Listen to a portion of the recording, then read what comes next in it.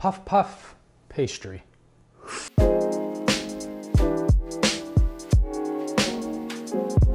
First things first.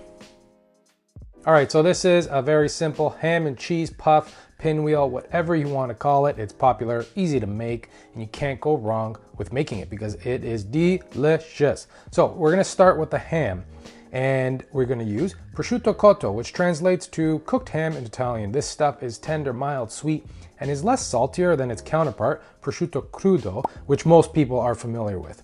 And you're gonna go grab yourself 200 grams of thinly sliced prosciutto cotto. Now, I've used prosciutto cotto in other recipes, so if you definitely like it, go look for those. For the cheese, we are going with friulano cheese, which is a Canadian cheese, even though it sounds Italian, and it's named after the Friuli region in Italy. It's very similar to Montasio cheese, if you know your cheeses. And I think that it's a perfect pairing with the prosciutto cotto, and it is mild, nutty in flavor, and we're gonna coarsely grate about 200 grams. And I can't forget to pay the cheese tax to the boss lady. She's playing, but she's also always watching. I'm always watching. Always. Flour your work surface and lay down your first puff pastry roll. I'm using a rolling pin just to stretch and thin it out a bit, and then layer down some prosciutto cotto covering all of the puff pastry, and then go with the friulano cheese, and then finally grate some Parmigiano Reggiano. Why? Because why not? More cheese is always better. And then roll it up.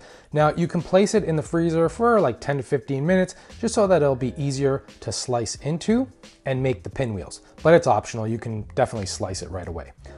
And you can slice the rolls as thick or as thin as you want. And we're just gonna place the rolls facing up on a sheet pan lined with parchment paper, and you can shape them just to be more round.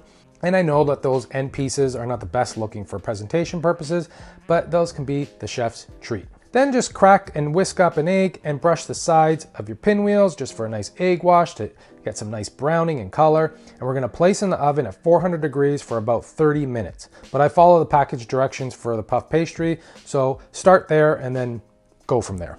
Once golden brown and crispy, we can remove. Try to let them cool down. I know it's gonna be hard because you're gonna wanna eat these right away. Once they're cooled, bring them to the table.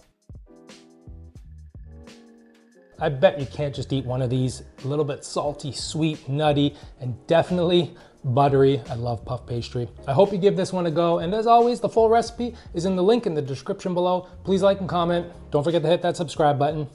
And until next time, ciao.